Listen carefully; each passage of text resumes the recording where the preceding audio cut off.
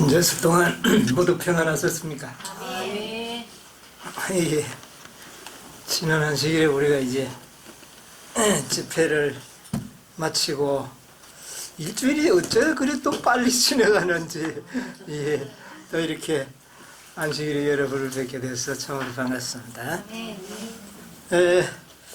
이제 여러분도 아시다시피 제가 이 요한계시록을 이번 집회에 마무리를 짓고, 늘 마음에 요한계시록 다음에는 어떤 주제로 좀 은혜를 받았으면 좋을까, 이렇게 좀 나름대로 고민을 하고 있었습니다. 그래서 결정을 했습니다. 어떤 결정을 했을 것 같습니까? 예. 예. 요한계시록을 끝냈으니까 거기에 짝을 이루었던 다니엘서를 좀 연구를 해야 된다. 그렇게 좀 결정을 지었습니다. 이 다니엘서는 제가 한 20년 전에 한번 강의에서 설교를 한 적이 있습니다.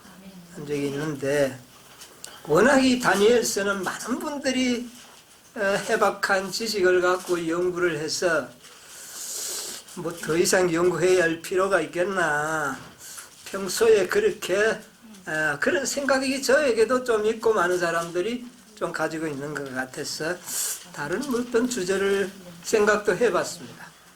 하지만 가만히 생각해 보니까 이 다니엘과 요한계시록은 짝을 이루어서 증거되어야 할 기별이라는 것이 제 마음에 자꾸 생각이 들어서,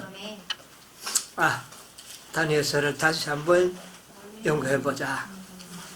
20년 전에 했던 그 지식적이고 그 일반적인 말씀과 이제 오늘을 살아가는 우리들, 재림을 아주 임박하게 바라보면서 살아가는 우리들에게 하나님이 또 주실 음성이 있지 않겠는가.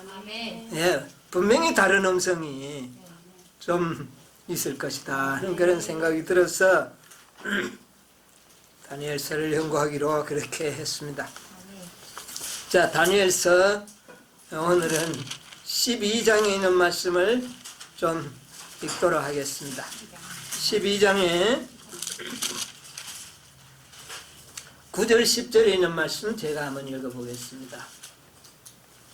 그가 가로되 다니엘아 갈지어다, 대저 이 말은 마지막 때까지 간수하고 봉함할 것이니라. 많은 사람이 연단을 받아 스스로 정결케 하며 희게 할 것이나 악한 사람은 악을 행하리니 악한 자는 아무도 깨닫지 못하되 오직 지혜 있는 자는 깨달으리라. 예. 첫째, 여기에 있는 이 말씀을 볼 때에 하나님께서는 다니엘에게 모든 예언과 계시를 보여주신 다음에 어떻게 하라? 마지막 때까지 이거는 봉함해라, 간수해라. 예. 그러면 이 말씀은 언제 필요한 말씀이라는 말입니까? 마지막 때. 예, 마지막 때를 살아가는 백성들에게 열려져야 할 말씀이다. 그런 가운데서도 특별히 오늘날 정말 마지막 아닙니까? 마지막 때 우리들에게 이 말씀이 필요할 것이다. 저는 그렇게 좀 생각이 들었어요. 마지막 때가 언제부터입니까? 예, 우리가 성서 진리를 기초로 해서 보면 1844년이 마지막 때로 우리가 이야기를 합니다. 그러나 그때와 오늘날이 뭐 통상적으로는 의미는 같지만, 마지막 때라는 의미는 같지만 분명히 다른, 시기적으로 다른 시대에 우리가 살고 있기 때문에 이 다니엘서가 주는 빛이 있을 것이다. 예, 이 시대에 맞는 빛이 있을 것이다. 그렇게 좀 생각을 해봅니다. 그런데 문제는 뭐냐면 여기에 보면 많은 사람은 연단을 받아야 된다. 연단 받아야 된다. 이거 그냥 공짜로 그냥 지식적으로 냉큼 받아들여서 깨달아지는 진리가 아니라는 겁니다. 우리는 이 진리의 말씀에 의하여 연단을 받아야 되고, 그 다음에는 스스로 누가 자꾸 꼬집어서가 아니라 스스로 내가 정결한 삶을 살아야 되겠다, 이런 생각을 가진 사람들. 또 그 다음에 악한 사람은 악을 행하는데 악한 자는 아무도 다니엘의 진리를 깨닫지 못할 것이다. 악을 행하는 자라. 그러면 세상에 이 악을 행하지 않는 사람이 몇 명이나 될까요? 한번 여러분 한번 생각을 해보세요. 정말 악을 행하지 않고 의를 스스로 정결케 하며 의를 따라 생애하는 사람이 얼마나 될까요? 그럼 그들이 이 다니엘의 진리를 온전히 깨닫기가 쉽지 않다는 겁니다. 오늘날 많은 재림신자들이 다니엘서만큼은 정말 어떤 교회보다도 우리는 확실하게 잘 이해하고 깨닫고 있다고 하지만 그것은 하나의 지식에 불과한 것이요. 여기에 따른 정말 마지막 때의 우리의 생명과 영의 지식은 감춰질 수도 있다는 겁니다. 뭐 하지 않으면 정말 스스로 정결케 하고 악을 행하지 않고 살아가는 백성들에게 주어지는 빛과 그렇지 않고 일반적으로 살아가는 사람들이 깨닫는 빛의 정도는 분명히 다를 것이다 하는 것을 우리가 느낄 수 있습니다. 여러분 스스로 정결케 하시게 되길 바랍니다. 아멘. 그리고 정말 악에서 떠나고 의를 행하는 백성이 되시기 바랍니다. 아멘. 만약에 우리가 그런 목표를 두고 생애한다면 다니엘서를 통하여 남들이 깨닫지 못하는 밝은 빛을 이번에 우리가 또 깨닫게 되리라 봅니다. 아멘. 목사에게 보내는 권면 116쪽에 보면 이런 말씀이 있어요. 요한계시록을 다니엘과 관련시켜 연구하라. 네. 따로따로 연구해가지고 분리해서 이렇게 하지 말고 이것을 연관시켜서 연구하라. 왜냐하면 역사는 반복될 것이기 때문이다. 다니엘 시대에 있었던 그 역사가 오늘날 우리에게도 어떻게 해요? 반복될 것이다. 우리에게 있는 모든 신앙적 이점을 총동원하여 우리가 알고 있는 것보다도 훨씬 많은 것을 우리는 알아야 한다. 여러분 우리가 지금 다니엘서 많이 알고 있죠. 뭐 어지간한 건 다 잘 압니다. 그러나 그것을 토대로 해서 더 많은 것을 우리는 어떻게 해요? 알아야 한다. 그렇게 우리에게 말씀하고 있습니다. 자, 그 다음에 선지자와 왕 547쪽에는 이런 말씀이 있어요. 547쪽. 이 세상 역사의 종말이 세상 역사의 종말이 가까이 이르고 있는 이때 다니엘이 기록한 예언들은 우리가 사는 바로 이 시대와 관계가 있으므로 우리는 그것에 특별한 주의를 기울여야 한다. 이 예언들은 신약 성서의 마지막 책의 가르침과 연결시켜야 한다. 예, 거기까지 보겠습니다. 이 다니엘이 기록한 예언들은 우리 시대에 어떻게 해요? 관계가 있으므로 특별한 주의를 기울여야 한다. 네. 그리고 요한계시록, 성경의 신약 성경의 마지막 책 계시록과 연결시켜야 한다. 네. 그래서 우리가 이 특별한 주의를 기울이면서 우리가 알고 있는 지식, 이미 알고 있는 지식들 토대 위에서 빛을 또 우리가 보게 되기를 바랍니다. 목사에게 보내는 증언 114쪽에 이번 집회 때 읽어드렸어요. 여기 보면 다니엘과 요한계시록을 좀 더 잘 이해하게 될 때 신자들은 전적으로 다른 신앙 경험을 갖게 될 것이다. 차원이 다른 신앙을 하게 될 것이다. 그들은 열려진 하늘문을 엿보게 될 것이다. 하늘이 닫혀 있는 게 아니라 열려져 있는데 그 열려진 문으로 우리는 하늘을 보게 될 것이다. 따라서 마음과 정신을 심령이 청결한 자의 보상이 될 그 축복을 실현하기 위하여 모든 사람이 개발해야만 할 품성에 대한 깊은 인상을 받게 될 것이다. 구원받기가 그렇게 어렵도록 그거 자꾸 품성 그렇게 강조하는가? 그렇게 생각하지 않게 될 것이다. 우리가 품성이 참으로 변화되어야 되는구나. 또 변화되도록 하기 위하여 하나님이 어떤 준비를 하셨는지를 깨닫게 될 때에 우리는 변화될 것입니다.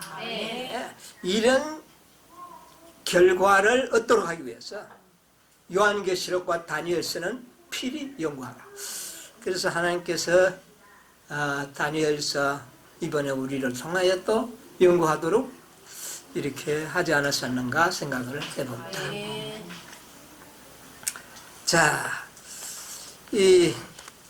우리 이사야서 42장 9절에 있는 말씀 하나 볼까요? 이사야서 42장 9절. 보라, 전에 예언한 일이 이미 이루었느니라. 이제 내가 새 일을 구하노라. 그 일이 시작되기 전이라도 너희에게 이르노라. 여기 보니까 전에 예언한 일이 이미 이루었다. 다니엘서 우리 공부해보면 이미 이루어진 예언들, 이미 이루어져 버린 예언들 우리가 다 합니다. 그러나 이제 또 연구하게 되면 내가 무엇을요? 새 일을 구하노라. 새로운 어떤 놀라운 빛을 너희에게 보여주리라. 나는 그 일이 이루어 전에라도 나는 너희에게 말할 수가 있다. 하나님은 모든 역사를 알고 계시고 주관하고 계십니다. 이 세상의 모든 흥망성쇠가 하나님의 계획과 하나님의 섭리 안에서 이루어졌다는 것을 우리는 다니엘서를 통하여 앞으로 깨닫게 될 겁니다. 한 가지라도 하나님의 계획이 아닌 특별한 어떤 돌출 사건은 이 세상에 일어나지가 않는다. 여러분, 이게 우리가 알게 될 때 얼마나 이 말씀에 대한 신뢰와 안전한 그런 상태를 발견하지 않습니까? 우리가 이것을 깊이 생각해야 되겠어요. 그래서 선지자 왕 536쪽에 보면 이런 말씀이 있어요. 536쪽에 열국의 역사는 오늘날 우리에게 말하고 있다. 하나님께서는 당신의 크신 계획 속에 모든 국가와 모든 개인의 자리를 배정하셨다. 오늘날 사람들과 나라들이 그릇 행하심이 없으신 하나님의 수중에 있는 추로 시험을 받고 있다. 모든 사람은 자신들의 선택으로 저희 운명을 결정하고 있으며 하나님께서는 당신의 목적을 성취하시고자 모든 사람을 지배하고 계신다. 거기까지 보겠습니다. 열국의 역사는 오늘 우리들에게 뭐한다? 말하고 있다. 말한다. 여러분, 이 다니엘을 연구하면서 역사가 우리에게 무엇을 말하고 있는지를 우리가 잘 들어야 되겠습니다. 하나님께서는 크신 계획 속에서 국가, 개인, 그들의 자리를 다 배정해놨다. 여러분, 하나님의 계획 속에 국가도 경영되어 있고 개인도 경영되어 있습니다. 어떤 국가가 어떻게 하고 어떤 개인이 어떻게 하느냐에 따라서 하나님께서는 거기에 맞는 계획을 다 세워놓은 겁니다. 그러므로 우리가 하나님의 섭리와 계획을 벗어나게 되면 하나님께서는 너는 그까지다, 그곳까지다 한정을 지어놓은 겁니다. 그 이상 넘어가지 않아요. 모든 나라들이 엄청나게 강하던 그런 나라들이 순식간에 사라지고 일어나는 것이 하나님이 딱 보시고 내가 보니까 달아보니 부족하다. 그러면 그 나라를 끝내버리죠. 그러니까 모든 것은 어느 한정된 하나님의 그 정하신 마지노선이 있다는 겁니다. 우리가 이걸 염두에 둬야 돼요. 개인도 마찬가지고 나라도 마찬가지다. 이것을 우리에게 말을 하고 있다. 참 놀라운 일입니다. 자, 그래서 오늘 우리는 서론적으로 오늘 좀 다니엘서를 말씀드릴까 생각합니다. 다니엘의 신분을 조금 우리가 한번 알아볼까요? 다니엘의 신분. 다니엘은 어떤 사람인가? 신분을 잠시 보려면 다니엘 1장 3절로 4절을 한번 읽어보면 거기에 다니엘의 신분을 좀 청관장 아스부나스에게 명하여 이스라엘 자손 중에서 왕족과 귀족의 몇 사람 곧 흠이 없고 아름다우며 모든 재주를 통달하며 지식이 구비하며 학문에 익숙하여 왕궁에 모실 만한 소년을 데려오게 하였고 그들에게 갈대아 사람의 학문과 방언을 가르치게 하였고. 여기에서 보면 다니엘의 신분을 조금 엿볼 수가 있는데 이 느부갓네살 왕이 황관장에게 부탁하기를 유대 나라를 정복하고 난 다음에 이런 말을 했어요. 이스라엘 자손 중에서 누구를요? 왕족과 귀족의 몇 사람을 포로로 데리고 와라. 그래서 그들을 잘 길들여서 바벨론화 시켜서 우리가 사용하면 모든 포로 국가를 통제하고 다스리는 일에 도움이 될 것이다. 그 말입니다. 그러면 다니엘은 어떤 신분일까요? 왕족이든지 아니면 귀족이라는 겁니다. 그래서 왕족의 직계는 아닌 것 같고 이 다니엘은 귀족 출신입니다. 아주 신분이 높은 그런 사람이라는 것을 신분적으로 알게 됩니다. 역사적으로는 지금부터 약 2600년 전에 다니엘이 태어났다고 봅니다. BC 622년경에 이 다니엘이 출생하지 않았나 그렇게 우리가 말씀을 통해서 좀 찾아볼 수가 있는데 오늘날 팔레스타인 그곳에 지금 하마스하고 전쟁을 붙고 있는 저 남쪽 지역에 다니엘이 살지 않았는가 그렇게 추측을 해볼 수가 있습니다.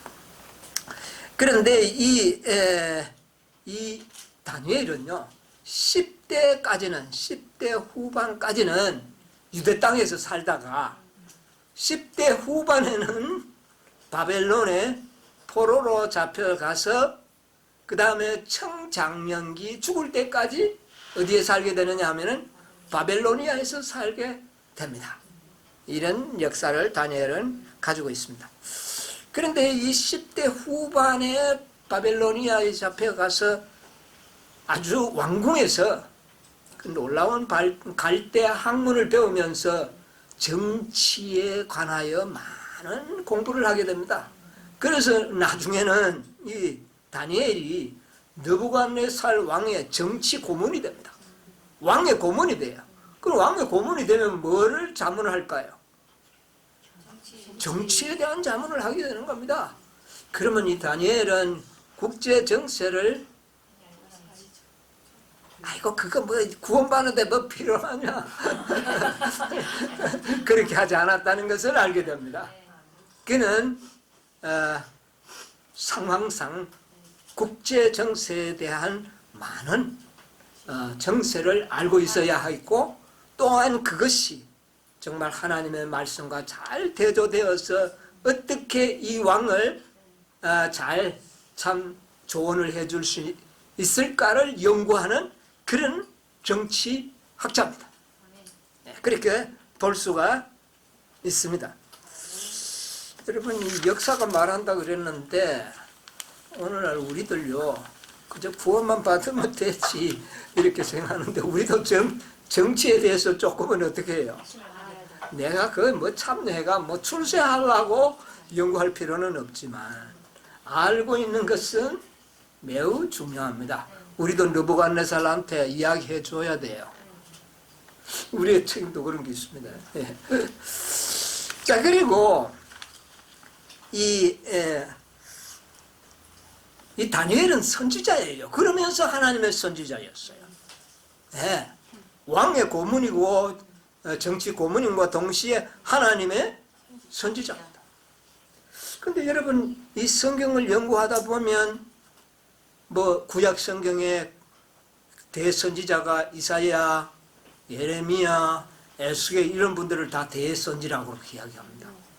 그런데 그런 선지자들이 공통점이 뭐냐면은 다 제사장들이에요. 예, 예레미야도 제사장이고 이사야도 제사장이고 에스겔도 제사장이에요. 그런데 다니엘은요 평신도예요. 귀족이잖아요. 그냥 예, 신분이 그저 높은 귀족일 뿐이지 제사장은 아니라는 겁니다. 그래서 어떻게 보면 평신도 지도자입니다. 그러면서 하나님의 선지자 일을 맡은 사람이에요.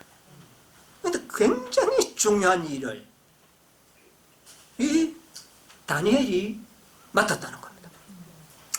여러분, 이거 굉장히 중요하죠. 예, 그래서 이것은 매우 드문 케이스입니다. 평신자, 이 평민이 선지자가 되는 경우는 거의 별로 없어요. 거의 다 제사장이고 레위 지파 사람들에 의하여 이 선지자들이 부름을 받았기 때문에 그렇습니다. 그래서 이 다니엘은 20대 초반에 이미 하나님으로부터 선지자로 어떻게 해요? 임명을 받게 됩니다. 뭐 기름을 붓고 이런 절차도 없어요. 바벨론은 포로를 잡혀가는데 누구한테 기름 붓습니까? 옛날에 선지자는 기름을 받고 뭐 이런 절차가 있습니다. 그러나 이 다니엘은 그런 절차도 없어. 그저 하나님께서 그에게 꿈과 계시의 몽절을 깨달아 알게 하시더라. 하나님께서 막바로 선택해버린 겁니다. 이게 평신자들의 기별자들의 특색입니다. 제가 옛날에 많은 분들이 자꾸 저한테 물어봅니다. 신학대학 출신이 삼육대학 몇 기쯤 되느냐고. 그래서 저는 삼육대학 나온 적이 없고 문학회도 안 가봤습니다. 그렇게 이야기를 합니다. 여러분, 이거 우리의 이 하나님의 부르심의 역할은 이런 체계적인 이런 단계를 거쳐서 부름을 받는 게 아니고, 이것은 특별한 하나님의 섭리에 의하여 이렇게 된 것입니다. 이게 뭐 다니엘이 뭐 자기가 하나님의 종이 되겠다고 뭐 이렇게 한 적도 없어요. 근데 하나님께서 그를 종으로 부르시고 쓰신 겁니다. 내 말을 이야기하라 그러니까 할 수밖에 없었어요. 예, 이런 과정이 이 다니엘의 독특한 경험이었다. 오늘날 이 시대에 이 경험이 좀 반복되는 것 같지 않습니까? 역사는 반복된다. 이런 일들이 마지막 때도 있을 것을 말씀 가운데 보면 기록이 되어 있습니다. 그리고 그 시대의 국제 정세의 상황, 지리적인 조건 이런 것들도 우리가 조금은 살펴볼 필요가 있습니다. 우리가 이 지리적인 조건을 자세히 보면은요, 이 유대 나라 그리고 그때 당시에 이 국제 정세를 오르내리면서 많은 사람들의 입에 오르내리는 나라들은 어느 나라냐면, 첫째는 남쪽 유대 나라를 중심으로 해서 남쪽에는 애굽, 그 다음에 북쪽으로 이렇게 올라가면 아시리아, 그 다음에 조금 내려오면 바벨로니아, 또 그 다음에 조금 더 내려오면 페르시아. 그래서 마치 이렇게 초승달처럼 이렇게 그림이 그려집니다. 여러분, 세상 역사에서 초승달 지역에 지대라는 말 공부해 본 적 있습니까? 초승달 지역. 이게 뭐냐면은 이 유대 나라를 중심으로 해가 남쪽에는 애굽, 거기에는 애굽은 문화 발상지잖아요. 이 지구에. 그 무슨 강이 있었어요? 나일강. 자, 그 다음에 이 가나안 땅을 이렇게 하면 이 서쪽에는 지중해가 있고, 그 다음에 그 지중해 연안, 동해안 연안을 쭉 따라가면은 이것이 상당히 살기 좋은 그런 농경 사회를 이룩할 수, 농사 지을 수 있는 여건이 이루어지는 그런 초원 지대를 통과하게 되는 겁니다. 그러면 거기에 우리 유대 나라가 존재했어요. 예루살렘이 있습니다. 그래서 쭉 그 동해안 연안을 따라 올라가면, 여러분 이런 말 들어본 적 있습니까? 뭐 중동 지역 뭐 이러죠. 요즘 뭐 중동에 전쟁이 일어나고. 중동이 뭡니까? 말을 뭐 중동 거의 뭐 중동이란 말은 쓰는데 그게 왜 그런 말이 나왔는지 잘 모르죠. 저도 잘 몰라서 이게 어떻게 된 건가 하면 찾아봤어요. 그랬더니 이 중자는 가운데 중자잖아요.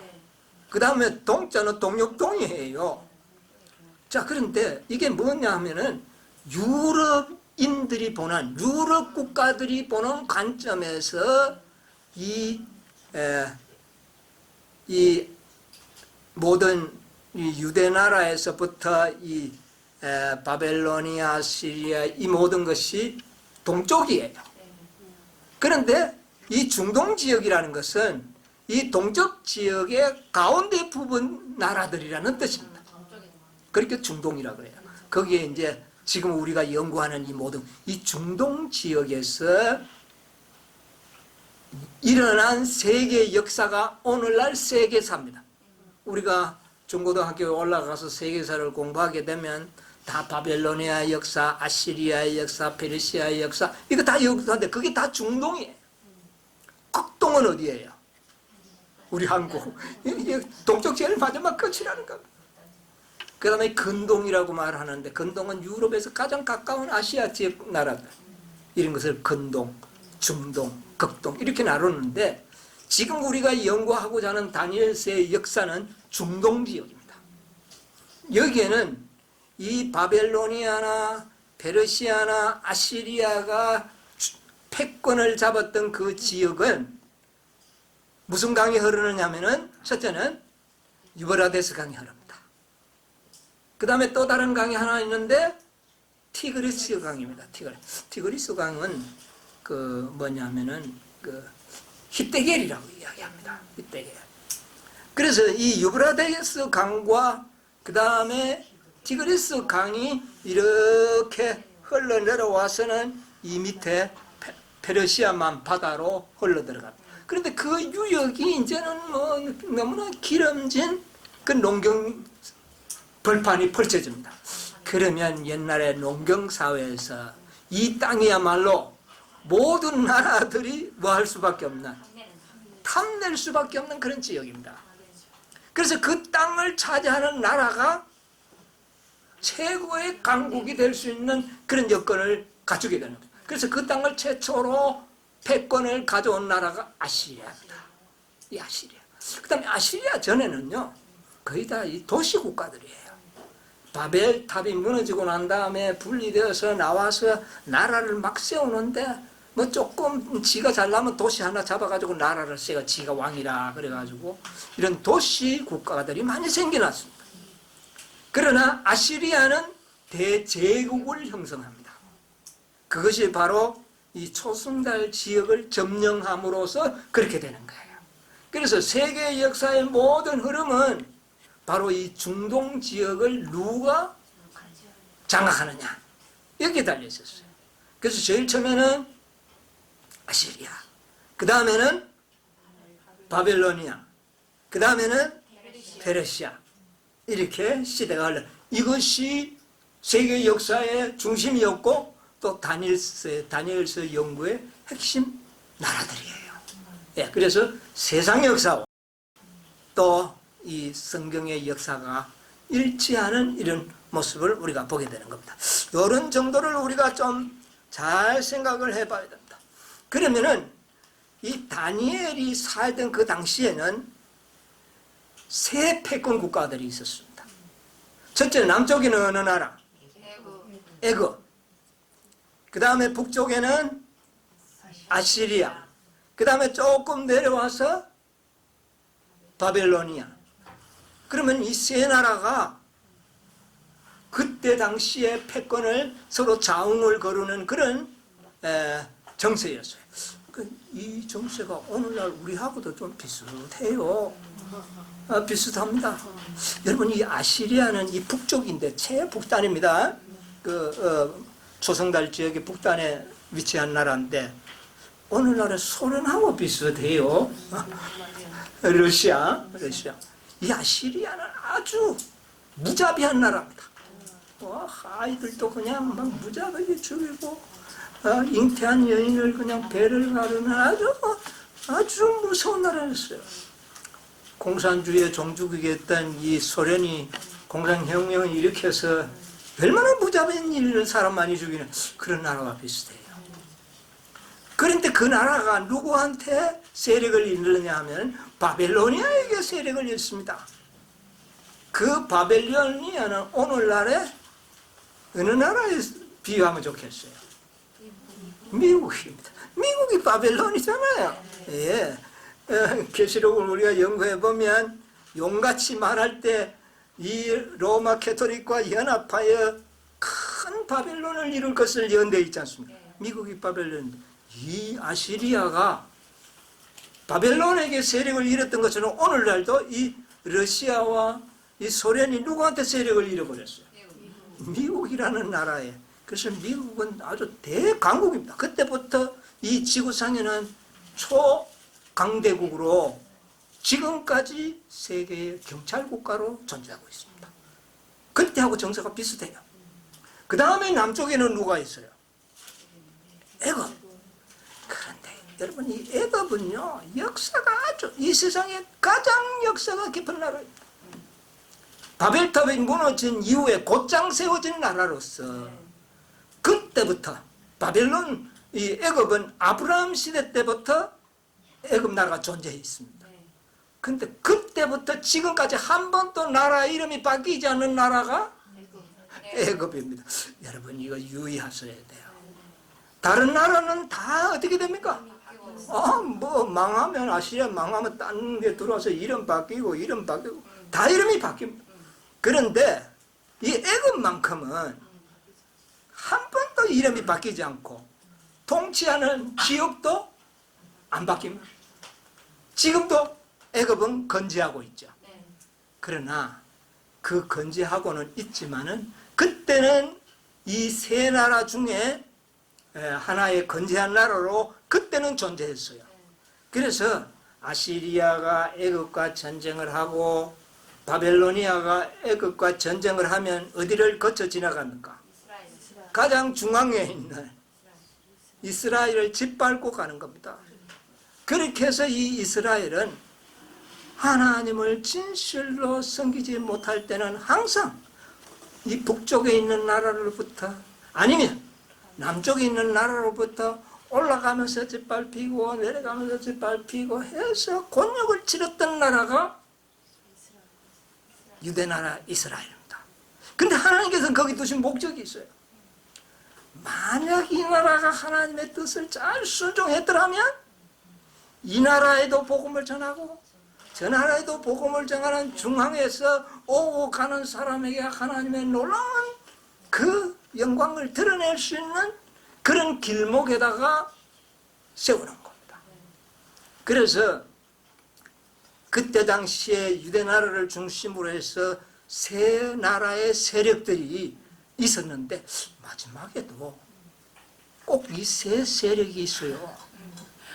자, 아시리아를 대표하는 러시아와 구소련, 그 역사가 그동안 이미 막 나라가 바뀌어 버렸지만은 그들이에요.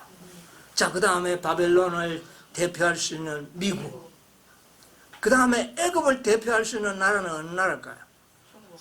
중국. 이 애굽의 특징은 뭐냐면 하나님이 누구간데 하나님을 인정하지 않는 특징을 갖고 있어요. 네. 자, 그래서 이러한 국제 정세가 그때나 지금이나 같다. 근데 그때는 중심에 뭐가 있었느냐 하면은 유대 나라가 있었는데 지역적으로 오늘날의 중심은 누가 있어야 돼요? 교회. 영적 유대인. 교회가 그 중심에 있는데 교회가 바벨론이 짓밟을 때 애굽이 짓밟을 때마다 교회는 일로 갔다가 또 절로 갔다. 그래서 교회가 이렇게 세속화되고 타락하게 된 이유가 거기에 있는데 교회가 진리의 말씀에 굳게 서지 않았을 때 그렇게 됐다. 만약 교회가 하나님의 말씀에 신실하고 하나님께 충성했더라면 이 세상 역사를 주관하는 그런 놀라운 세력으로 하나님의 영광을 드러내도록 그렇게 경영했지만 옛날 유대나라처럼 오늘날 교회도 그렇지 못하고 이 세상에 동화되어서 뜨뜻미지근하게 되어서 사단이 사용하기에 가장 적합하게 그렇게 변모되어 있는 모습을 우리는 보게 되는 겁니다. 자, 그래서 역사는 어떻게 해요? 반복될 것이다. 이것을 꼭 우리가 기억하시게 되기를.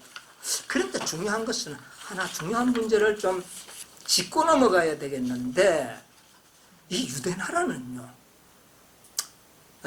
바벨론이 쳐들어오기 직전에 또 쳐들어올 때에 하나님께서는 예레미야 선지자를 통하여 유대나라를 어디에 통제를 받으라고 했습니까? 바벨론의 통제를 받으라고 했어요. 바벨론보다 더 가까운 애굽이 있었어요. 그런데 이 유대나라의 왕들은 하나같이 친애굽 정책을 폈습니다. 요야김, 시드기야. 처음에는 바벨론이 쳐들어오면 아이고 예 이제 바벨론을 섬기겠습니다 해놓고는 조금 있다가는 어디를 가버립니까? 애굽으로 가고 또 그래 와서 또 혼쭐을 내고 왕을 바꿔놓으면 또 바벨론 섬기다가 또 어디로 갑니까? 애굽. 이렇게 된 역사를 보게 돼요. 이 역사도 반복이 됩니다. 이것도 오늘날 우리에게 굉장히 유념해 봐야 할 문제라고 생각합니다. 우리 하나님 백성들이 이거 꼭 한번 생각을 해봐야 돼요. 예레미야 27장 6절로 8절 한번 읽어보세요. 나 여호와가 이르노라.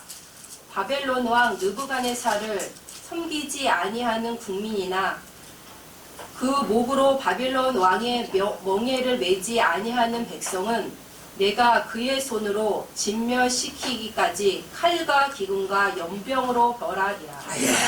근데 여기 보니까 하나님이 하신 말이 굉장히 의미가 있어요. 그냥 하나님께서 바벨론 왕을 섬기지 아니하면 어떻게 하겠다고 그럽니까? 진멸하고 칼과 연병으로 너희를 벌하리라. 이거는 굉장한 메시지가 담긴 거 아닙니까?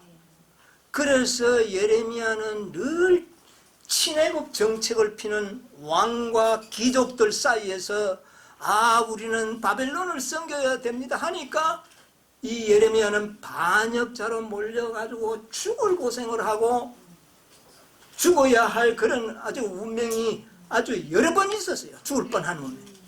그런데도 이 예레미야는 끈질기게 우리는 바벨론을 섬겨야 한다. 왜? 하나님이 이렇게 말씀하셨습니다. 만약에 우리가 바벨론을 섬기지 않으면 애굽을 섬긴다면 칼로 망할 것이고 연병으로 너희들을 망할 것이라 했다. 그러니까 그 말을 믿은 사람은 이스라엘 나라에 아무도 없었어요. 그를 아주 매국노로 생각을 했고 바벨론의 첩자로 몰아가지고 죽이려고 했어요. 그러나 끈질기게 그 예언을 했던 것이 바로 예레미야 역사입니다. 하나님께서 왜 그랬을까요? 왜 애굽의 친중 정책을 펴는 걸 극구 말리고 그 무자비한 폭군 느부갓네살 왕의 통치를 받도록 왜 했을까? 역사는 반복된다 그랬죠. 오늘날에 여러분 한번 생각을 해보세요. 오늘날에 바벨론, 미국이 말입니다. 미국이 예언한 계시록 13장에는 첫 번째 올라올 때는 어떤 모습으로 올라왔어요? 양같이 올라왔어요. 그러나 오늘날은 용처럼 말하는 시대에 우리가 지금 살고 있어요. 양처럼 올라왔을 때야 그를 섬기고 그 따르는 거는 아무 문제가 없는데 오늘날 미국이 용처럼 말하는 이 시점에서 왜 유대 나라가 영적 유대 나라인 이 교회가 미국의 모든 정책을 한 가지만 꼭 따라야 하는가? 그때와 역사는 반복되지 않습니까? 이거 우리 연구해야 돼요. 자 보세요. 왜 하나님께서는 옛날 유대 민족을 바벨론에 의탁하셨는가? 애굽에는 왜 의탁하지 않는가? 절대로 애굽에 가는 것은 어떻게 했어요? 늘 막았습니다. 아브라함이 잠시 갔다가도 반드시 돌아오게 했고 이삭도 갔다가 돌아오게 했고 요셉도 갔다가 다시 돌아오게 했어요. 절대로 애굽에 사는 것을 하나님은 허락지 않는다는 겁니다. 이유가 뭘까요?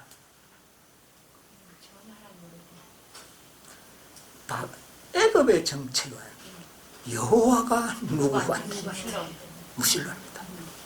네? 무신론주의에 당신의 나라를 맡기지 않았어요. 비록 허물이 있고 참 악하지만 무신론자에게 의탁하지 않고 이 바벨론에 의탁을 했어요. 바벨론은 뭐냐면은 이 느부갓네살 왕은 신심이 대단히 많은 사람입니다. 자, 다니엘 1장 2절을 한번 볼까요? 주께서 유다 왕 여호야김과 하나님의 전 기구 얼마를 그의 손에 붙이심에 그가 그것을 가지고 신할 땅 자기 신의 묘에 이르러 그 신의 보고에 두었더라. 예, 이스라엘 나라의 모든 성전 기명들을 불태워버리고 부숴버린 것이 아니라 고이 간직하고 가지고 가서 자기 나라의 신의 보고, 그러니까 모든 그 바벨론의 신을 모시는 거룩한 신당에 이 이스라엘이 섬기는 여호와의 그 신의 기구도 거기에 잘 모셔놓고 이스라엘 백성들이 하나님을 섬기는 일에 전혀 핍박을 하지 않았습니다. 여러분, 이 바벨론이 좋은 나라가 아닙니다. 느부갓네살 왕이 뭐를 만듭니까? 금신상을 만들어가지고 섬기지 않으면 어떻게 하겠다? 다 죽이겠다고는 이런 아주 무시무시한 법을 만든 나라입니다. 그러나 그렇게 하기 전까지는 그 나라에 충성하고 하나님을 섬기는 자유를 누릴 수 있도록 하나님께서는 경영을 하셨어요. 그것을 느부갓네살이 허락했다는 겁니다. 오늘날도 마찬가지입니다. 미국이 이제 결코 좋은 나라가 아니에요. 멀지 않아 일요일 법령 큰 신상을 만들어서 모두가 경배하고 경배하지 아니하는 자는 몇이든지 다 죽이게 하는 겁니다. 그렇게 하기 전까지는 어떻게 해야 될까요? 그 나라의 정책이 비록 마음에 들든 들지 않든 따라가는 거예요. 그 대가로 우리는 뭐만 누리면 하나님을 섬길 수 있는 자유를. 그래서 이 바벨론과 애굽과의 사이는 뭐냐면은 바벨론은 비록 악한 나라고 악한 왕이었지만 신을 섬기는 자유를 준 겁니다. 이 자유는 하나님의 고유적인 인생에게 베푼 놀라운 축복이에요. 아멘. 그런데 애굽은 그 자유를 어떻게 합니까? 박탈하는 겁니다. 하나님이 누구한테? 그래서 애굽에서 요셉의 자손들이 살면서 처음에는 대우를 좀 받았는데 나중에 어떻게 했어요? 몇 년 동안 종로를 했죠? 400년 동안. 그러니까 이게 뭐냐면 애굽은 하나님의 백성들의 자유를 어떻게 한다? 허락하지 않아. 그래서 오늘날의 애굽을 상징하는 저 무신론 국가들, 가장 큰 나라인 대변한 나라가 중국을 보세요. 여러분, 중국에 종교 자유가 없어요. 미국의 압력이 없다면 그들은 종교 자유를 전혀 허락하지 않을 겁니다. 북한에서 봉수교회라 했나요? 그렇게 형식적으로도 교회를 세워놓은 것은 누구 눈치 보느라고? 미국의 눈치를 보느라고 교회를 세웁니다. 그리고 중국도 교회를 인정합니다. 그러나 속심으로는, 내심에는 전혀 그것을 원치 않습니다. 만약에 미국의 이 바벨론의 엄청난 능력이 없었더라면 그들은 어떻게 할까요? 여러분, 오늘날 미국만 없었다고 상상을 해보십시오. 그들이 잘하든 못하든 한 가지만 생각합시다. 우리는 뭐가 없어질까요? 하나님을 섬기는 자유가 없어요. 누가 이것을 지켜줄까요? 자, 아시리아 그대로 있죠. 세력이 있죠. 중국의 세력이 있죠. 그 다음에 저 이슬람 세력이 있죠. 삽시간에 기독교는 다 어떻게 됩니까? 다 말살되고. 그러니까 하나님께서 이 교회가 누구를 정책을 따라해라? 바벨론의 정책을 따라라는 이유를 발견하게 되는 겁니다. 여러분, 그리스도인들은 이것을 알고 있습니다. 그래서 미국이 앞으로 일요일 법령을 내리기 전까지는 그들이 하는 정책이 얄밉고 아주 나쁜 것도 많지만은 종교 자유를 허락하는 이상에는 어떻게 해요? 잘 복종하고 살아야 돼. 아니야, 그렇지 않으면 내가 칼로 너희를 멸할 것이고 연병으로 너희를 멸할 것이다. 하나님께서 그렇게 이야기했어요. 여러분, 현대 진리를 믿고 있는 오늘날 하나님의 백성들의 이 세상 정세에서 살아가는 지혜를 제대로 우리가 깨닫고 있어야 된다고 생각합니다. 자, 그래서 이 다니엘서를 연구하는 것이 이런 넓은 하나님의 백성들에게 지혜를 주기 위해서 그렇습니다. 지혜. 여러분, 이 지혜라는 말을 매우 중요하게 생각해야 됩니다. 이 지혜가 아주 중요한 거예요. 자, 그런데 국제정세는 그랬고, 그때 당시에 보면은 예레미야도 선지자고 에스겔도 선지자고 다니엘도 선지자인데 같은 시대입니다. 근데 예레미야는 나이가 제일 많고, 그 다음에 에스겔과 다니엘은 나이가 비슷합니다. 비슷한 나이. 근데 세 번의 바벨론의 침략에 의하여 예루살렘이 완전히 불타고 폐허가 됩니다. 그리고 나중에 느부갓네살이 화가 나가지고 몽땅 하여튼 병신들하고 아주 불황무식한 인간들만 남겨놓고는 다 바벨론을 다 데리고. 그래서 이 유다 본토에는요 아주 쓸모없는 인간들만 남겨놓고 다 데리고 갔어요. 그 백성들을 위하여 예레미야가 거기에 남아있었어요. 그 다음에 모든 백성들이 다 이제 바벨론을 끌려갔습니다. 그 끌려간 백성들을 돕도록 하기 위하여 에스겔이 수고를 했습니다. 에스겔 선지자가. 그 다음에 이 다니엘은 왕궁에 있었습니다. 여러분, 왕궁에 잡혀간 사람이 있나요, 없나요? 있어요. 다니엘과 세 친구 말고도 많은 사람이 왕궁에 있어요. 왕궁에서 어떻게 처신을 해야만이 유대민족이 이들이 처신을 잘못하면 밑에 있는 모든 백성들에게 뭐가 미칠까요? 화가 미치는 겁니다. 그러므로 백성들에게 화가 미치도록 하지 않기 위하여 다니엘은 하나님의 선지자로 부름을 받은 겁니다. 그래서 거기서 아주 지혜롭게 왕에게나 나라에 충성함으로 말미암아 다니엘 치세 동안에 한 번도 바벨론 속에 살고 있던 이스라엘 백성들에게 어려움이 없었다는 것입니다.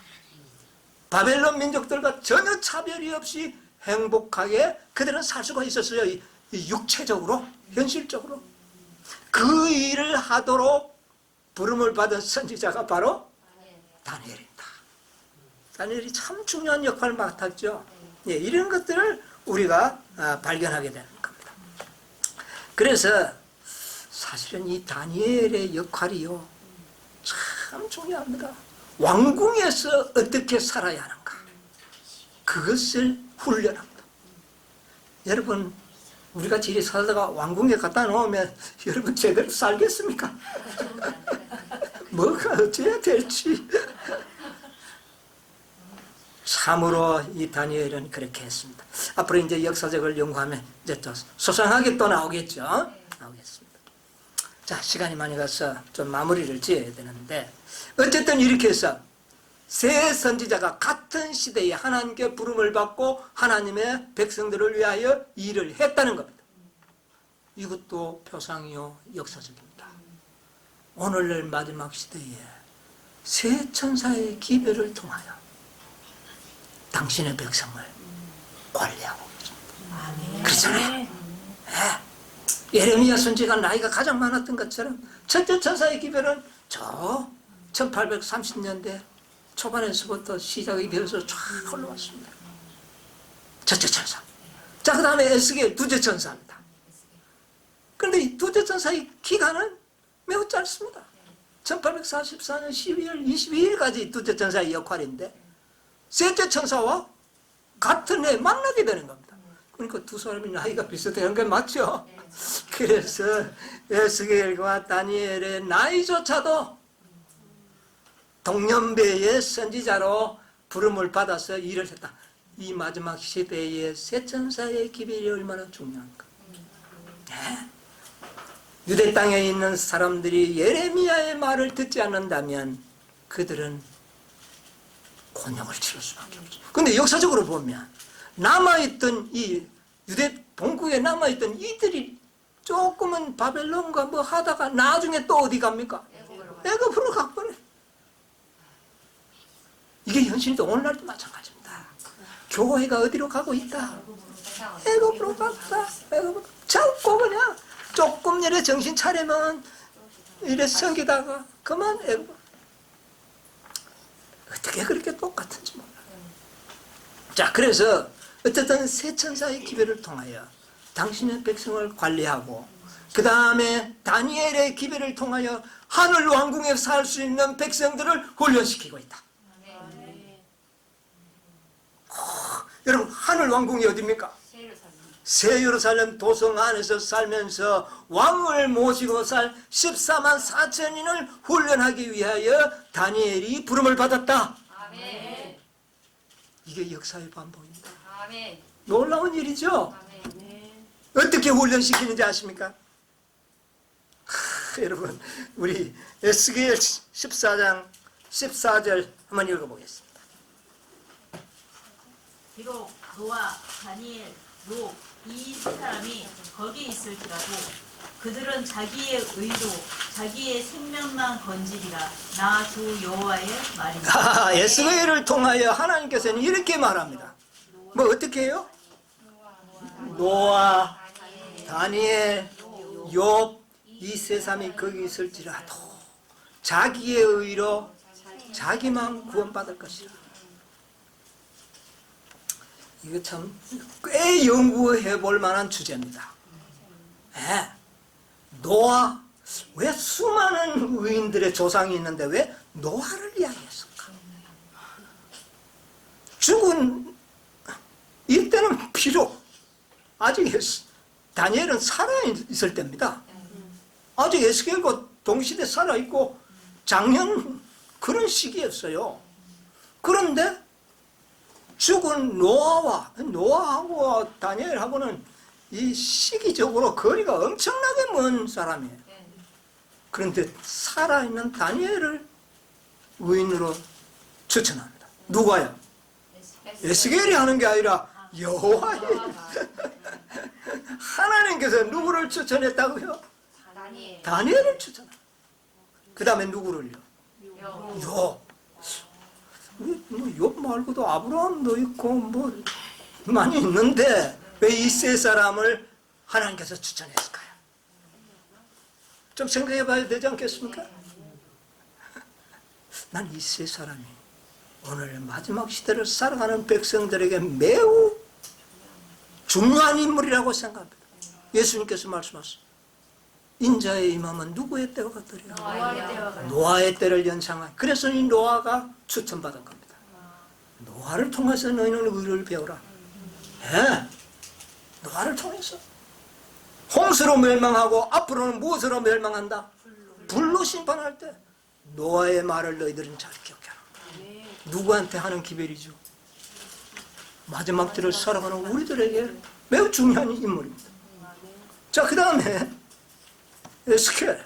에스겔이잖아요. 욥. 까닭없이 환난을 당하는 사람. 예? 왜 욥이 그런 아주 인생들이 겪은 환난 중에는 요만큼 환난을 겪은 사람은 찾아볼 수가 없습니다. 그래서 욥을 했는데 왜 그랬을까요? 욥은 까닭 없이 그런 시련을 당했어요. 친구들이 찾아와서 야 네가 죄 안 지었으면 이런 환난 당하냐? 그래서 친구들로부터 정죄받아서 그 정죄받는 것이 괴로워서 욥은 아픈 것보다도 친구들에게 정죄받는 것이 고통스러웠습니다. 뭔가 의미가 있지 않습니까? 앞으로 우리가요 14만 4천인들이 까닭 없이 왜 다른 사람은 편안하게 믿고 구원받고 다 하늘에 갈 수 있는데 우리만 칠재앙을 통과해야 합니까? 그렇죠? 그 고통도 죽을 고통이지만 그때 많은 친구들이 여러분을 찾아오고 14만 4천을 찾아와서 니 언제 니 내하고 무슨 짓 하지 않았냐? 네가 그래 놓고도 네가 뭐 하나님의 네가 14만 4천이라고? 여러분 그 고통이 정신적인 고통이 얼마나 걸는지 욥을 통해서 미리 배우시기 바랍니다. 욥을 통해서 배워야 돼요. 무슨 의미가 있는지 아시죠? 그리고 다니엘은 뭡니까? 의인이라는 칭호를 받을 때 위인들은 죽어야 그런 칭호를 받습니다. 살아있을 때는 그런 칭호를 잘 안 줍니다. 왜? 그 이튿날 그가 무슨 짓을 하는지. 그렇잖아요. 그러므로 그는 사람들이 어떤 확정적인 칭호를 받으려고 하면 죽은 이후에 받게 되는데 다니엘은 펄펄 살아있는데 하나님께서 다니엘을 14만 4천인들은 살아있는 의인들이 되어야 합니다. 예. 많은 사람들은 죽음으로 죄가 도말되지만 14만 4천인들은요 살아있는 상태에서 죄가 도말되고 의인으로 판정이 나야 합니다. 그래서 다니엘이 추천된 겁니다. 얼마나 놀라운 일입니까? 여러분 오늘 저는 이제 말씀을 이제 줄이면서 정말 우리가 살아있는 의인이 되어야 된다는 겁니다. 살아서 죄가 도말되고 살아있는 의인이란 호칭을 하나님께로부터 받는 계시록 14장에 뭐라 그랬습니까? 그들은 입에 뭐가 없고 거짓이 없고 흥과 점이 없는 자들이더라. 누가 그렇게 했어요? 하나님이 그렇게 해요. 예수님이 그렇게 칭찬했지 않습니까? 바로 다니엘이 그런 사람이었어요. 우리가 어떤 사람이 되어야 됩니까? 우리도 이런 사람이 되어야 하는 것입니다. 우리 다 살아있는 다니엘과 같은 의인이 되시길 바랍니다. 다니엘은 마지막 시대를 살아가는 여러분과 저에게 롤 모델이 돼요. 예수님 다음의 모델은 다니엘입니다. 이분의 생애와 같이 우리가 변화되어야 됩니다. 그래서 우리 모두가 하늘 도성의 왕궁에 사는 백성들로 훈련을 받고 그런 특권을 누리는 여러분 같이 되기를 간절히 바라면서 오늘 말씀을 마치겠습니다. 아멘.